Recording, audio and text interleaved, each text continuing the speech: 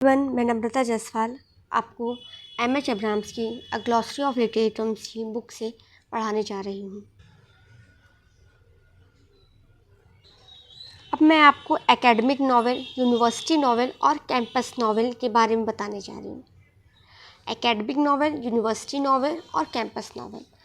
Academic novel क्या होता है? एकेडमिक नॉवेल एक ऐसा लिटरेचर है जो फोकस करता है और इसकी सेटिंग जो होती है और जो कैरेक्टर्स होते हैं वो यूनिवर्सिटी से रिलेटेड होते हैं। यूनिवर्सिटी के स्टूडेंट्स हो गए, यूनिवर्सिटी के प्रोफेसर्स हो गए, यह जो है यह एकेडमिक नॉवेल से रिलेट कर। A novel set primarily in a college और university community in which the main characters, जो मेन कैरेक्टर्स हैं वो एकेडमिक्स हैं, स्टूडेंट्स हैं, प्रोफेसर्स हो गए, वहाँ पे एम्प्लॉयज़ हो गए, often employed in English department. वह किस विभाग में काम करते रहते हैं? इंग्लिश डिपार्टमेंट के। प्रायः अधिकतर देखा जाता है अदर सब्जेक्ट से भी वो वर्कर्स, मतलब अदर सब्जेक्ट्स के भी प्रोफेसर्स, स्टूडेंट्स हो सकते हैं। लाइक डिटेक्टिव स्टोरीज और मर्डर मिस्ट्रीज। डिटेक्टिव स्टोरीज जो है या मर्डर मिस्ट्रीज है, many of which are set in British country houses. ये कहाँ सेटिंग उनकी रखती है? ब्रिटिश कंट्री हाउसेस में उनकी सेटिंग रखी जाती है। Academic novel frequently exploit the fictional possibilities created by closed environment. जबकि जो एकेडमिक नॉवेल्स होती है इनकी जो सेटिंग रखी जाती है वो क्लोज इन्वायरमेंट रखी जाती है, मतलब कुछ निश्चित ही सेटिंग्स रखी जाती है, निश्चित प्लेस पर ही सेटिंग्स रखी जाती हैं। In which a number of highly distinct often idiosyncratic possibilities, जिसमें क्या होते हैं, एक हाईली डिस्टिंक्ट होते हैं और आइडियोसेंट्रिक, उनकी जो पर्सनालिटी होती है वो क्या होती है? आइडियोसेंट्रिक, विशिष्ट होती है। आर थ्रोन टुगेदर, उसको एक साथ रखे जाते हैं। इन the case of murder mystery. अब देखिए इसके बाद कह रहा है मर्डर मिस्ट्री और एकेडमिक नॉवेल की जो सेटिंग्स हैं, उनकी जो सब्जेक्ट्स हैं, उनकी जो कैरेक्टरिस्टिक्स है वो डिफरेंस है। अगर हम मर्डर मिस्ट्री की बात करें तो in the case of murder mystery the insularity of the setting, जो सेटिंग की जो संकीर्णता है, can produce a sense of heightened tension. Murder mystery में क्या होता है? टेंशन क्रिएट होता है। लेकिन जो एकेडमिक नॉवेल होता है वो sequestered character of the campus, उसके जो कैरेक्टर्स रहते हैं वो क्या रहते हैं? एकांत में रहते हैं। सिक्वेस्टेड मतलब एकांत में रहने वाले कैरेक्टर होते हैं कैंपस के। Often result in atmosphere of comic inconsequentiality, वो उनकी जो एटमॉस्फेयर रहता है वो कैसा रहता है? कॉमिक रहता है।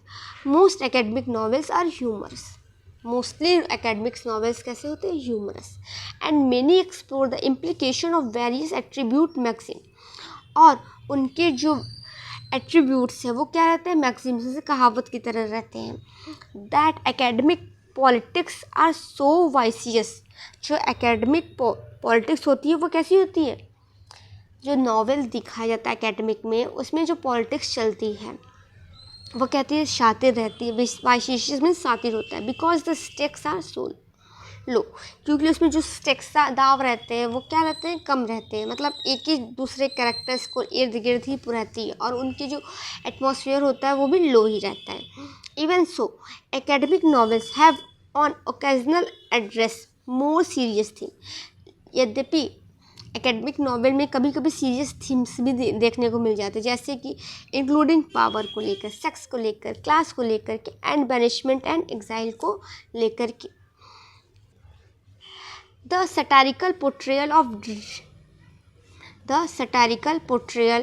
of dreamily impractical thinker, जो पोर्ट्रेयल होता है कैरेक्टर्स का, सेटिंग का, कैरेक्टर को रखा जाता है कहाँ पे? यूनिवर्सिटी से रिलेटेड। वह बहुत ही पुराना है, एज ओल्ड एज, क्योंकि एरिस्टोफेन्स ने एक प्ले लिखा था क्लाउड्स। एरिस्टोफेन्स का एक प्ले है क्लाउड, जो 423 BC में, 432 BC में आया। जो कब आया? 432 BC में। विच डिपिक्ट्स सॉक्रेटिस, जो किसको दिखाता है? सॉक्रेटिस को दिखाता है। Riding through the heaven in a basket, जो कहाँ पे जा रहे हैं? हेवन जा रहे हैं। कहाँ कैसे जा रहे हैं? बास्केट्स में जा रहे हैं। जैसा कि आप इस फिगर से, इस पिक्चर से आप देख सकते हो कि यहाँ पे कौन सा है, ये सोक्रेटिस है जो कहाँ जा रहे हैं, हेवन में जा रहे हैं।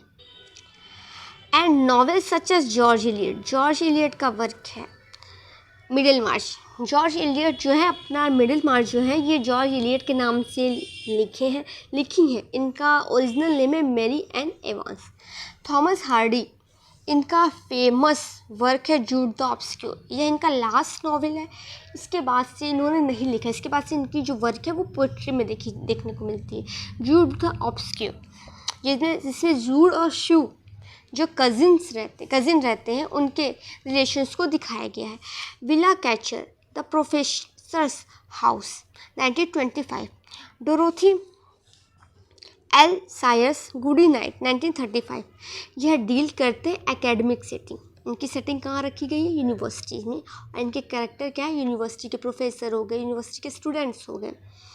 But the modern academic novel, अब देखिए इसके बाद कह रहा है लेकिन जो वर्तमान मॉडर्न एकेडमिक नॉवल है उसमें अलग है। इस generate thought to date from the mid 20th century, जो मिड 20th सेंचुरी से मानी जाती है। विद द बिगनिंग, और इसकी स्टार्टिंग होती है by the appearance in Great Britain, कहाँ में, ग्रेट ब्रिटेन में, of C.P. Snow the Masters. C.P. Snow का एक वर्क है 1951 में, the master.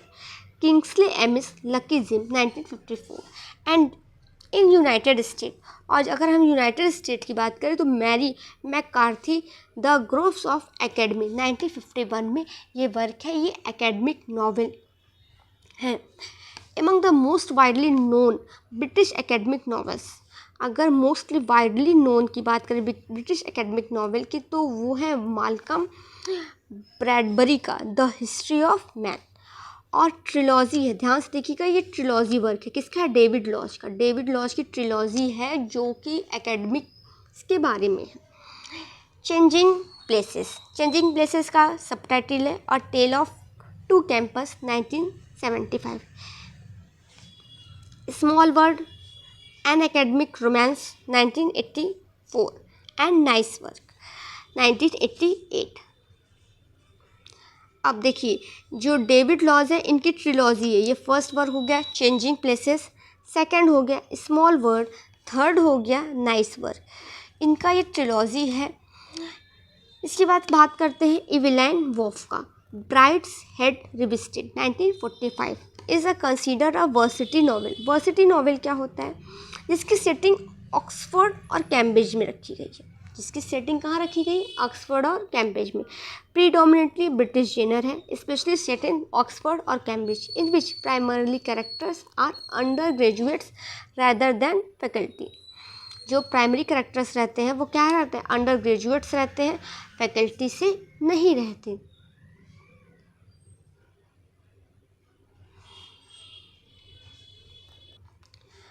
Noteworthy American instances, जो अमेरिकन एग्जाम्पल्स हैं जिसके एकेडमिक नॉवेल्स के, आर व्लादिमीर नबोकोव 1957 में, पेल फायर 1962 में, एंड जॉन बर्थ का गिल्स गोट बॉय, ये बहुत ही फेमस वर्क है जो 1966 में आया है। In which through an elaborate allegory दिखाई गई है जिसमें यूनिवर्स को क्या रिफिगर्ड किया गया as a university. Universe is refigured as a university, universe को क्या दिखाया गया, यूनिवर्सिटी के रूप में दिखाया गया है। एलिसन ल्यूरी के वर्क है the war between the Tates, Don DeLillo, white noise, Michael Chabon, wonder boys, Richard Russo, straight man 1997 and Philip Roth the human stain 2000। ये सारे जो वर्क है ये एकेडमिक नॉवेल्स के हैं। ओवर द ईयर्स अगर पिछले कुछ समय की बात करें, कुछ वर्षों की बात करें, the academic novels has registered not only the currents of larger culture but also the changing nature of academic life. जो केवल पूरे लार्जर कल्चर को ही नहीं दिखा रहा है जो एकेडमिक्स में हो रही है, बल्कि वह क्या दिखा रहा है, नेचर को दिखा रहा है कि कैसे ओवर द टाइम क्या चेंजेस आए हैं किसको एकेडमिक लाइफ में। In many of the earlier stances, जो स्टांसेस एग्जाम्पल्स हैं स्टार्टिंग के, उसमें क्या होता है, the general depicted the college और university community as a pseudo pastoral inclusion. Starting में जो एकेडमिक नॉवेल्स हैं उसमें सूडो पेस्टोरल इंक्लोजर्स दिखाए गए with its own quant rule, जिसका अपना रूल होता है, कन्वेंशंस होते हैं। मोर रिसेंट, लेकिन जो रिसेंटली जो नॉवेल्स हैं, अब के जो एकेडमिक नॉवेल्स हैं, have treated the same setting, बस सेटिंग तो सेम रख रहे हैं एज अ माइक्रोकॉज्म, लेकिन उसमें चेंजेस क्या आ रहा है, अ मोर टाइटली फोकस्ड और intensified version of a larger word. जो केवल सूडो पेस्टोरल दिखाता है, अब क्या दिखा रहा है, लार्जर वर्ड दिखा रहा है, in which ideas and values circulating through the broader culture emerges in a high relief, जो कि ब्रॉडर कल्चर को दिखा रहा है कि कैसे जो हाई आइडियाज़ हैं, हाई वैल्यूज़ हैं, वो कैसे लार्जर वर्ड्स में क्या हो रही, इंटेंसिफाइड हो रही है। The tone of the academic novel in the first year of the 21st century, 21st century जब स्टार्ट हुआ था, उसमें जो एकेडमिक नॉवेल है वो क्या थी, डार्केंड थी एज अ वर्किंग कंडीशंस को लेकर, and many teaching faculty destroyed and educational mission is university of suppressed by the economic priorities. जो टीचिंग फैकल्टीज़ आ रही है ओवर द टाइम, वो क्या हो रही है, डिस्ट्रॉयड हो रही है, बिगड़ी हुई दिखा रही है। क्या दिखा रही है, बिगड़ी हुई चीज़ों को दिखा रही है, फैकल्टी डिस्ट्रॉयटेड। और जो एजुकेशनल मिशन है यूनिवर्सिटी के, वो क्या हो रहा है, सप्रेस्ड हो जा रहे हैं, वो दब जा रहे हैं, वो शोषित हो रहे हैं। क्यों, क्योंकि एकेडमिक में अब जो है इकोनॉमिकल प्रायोरिटीज़ ज़्यादा दिए जा रहे हैं, एजुकेशनल प्रायोरिटीज़ की जगह इकोनॉमिकल प्रायोरिटीज़ ज़्यादा दी जा रही है, और यह चीज़ें ड्रामा एकेडमिक नॉवेल में दिखाई जा रही है। प्रायोरिटीज़ ऑफ इंक्रीजिंगली कारपोरेटाइज इंस्टीट्यूशंस हैं, कि वो केवल एक व्यवसाय का माध्यम बन गए हैं, जो यूनिवर्सिटी है, जो एकेडमिक्स हैं। अब इसके बाद बात करता है एडजंक्ट नॉवेल। एडजंक्ट नॉवेल क्या होता है, यह एकेडमिक नॉवेल से डिफ्रेंशिएट हो जाता है, in which the primary characters are marginalise. जो वहाँ के प्राइमरी कैरेक्टर्स हैं वो क्या है, मार्जिनलाइज, अंडर पेड है, उनको उतना पेड नहीं दिया जा रहा है जो वो वर्क कर रहे हैं। एंड अनटेन्योर्ड फैकल्टी, और जो उनकी फैकल्टी है वो क्या है, अनटेन्योर है, अस्थिर है, वो कब चेंज हो जाए, बहुत टाइम टू टाइम चेंज होने लगता है। हुज पोजिशंस, जिसकी positions expose them to uncertainty, uncertainty रहती है, डिप्रिवेशंस रहती है, and anxiety rather than protecting them from it. कि एडजंक्ट्स नॉवेल में जो दिखाया गया है, जो कैरेक्टर्स हैं वो क्या है, अनसर्टेनिटी, डिप्राइवेशन है, और उनको एग्जाइटी से निकालना चाहिए उनके वर्क्स को लेकर के कि, लेकिन वहाँ पे क्या एंजाइटी है उनको जब वे वर्क करते रहते हैं तब। तो एडजंक्ट नॉवेल क्या हो गया, प्राइमरी कैरेक्टर्स है जो मार्जिनलाइज है, अंडरपेड है, अनटेन्योर्ड फैकल्टी है, और जिसकी पोजीशन क्या है, अनसर्टेन है, और वो उनके माइंड में क्या क्रिएट करता है, एंजाइटी क्रिएट करता है। सो इसी के साथ ये academic novel, university novel complete हुआ। Thank you.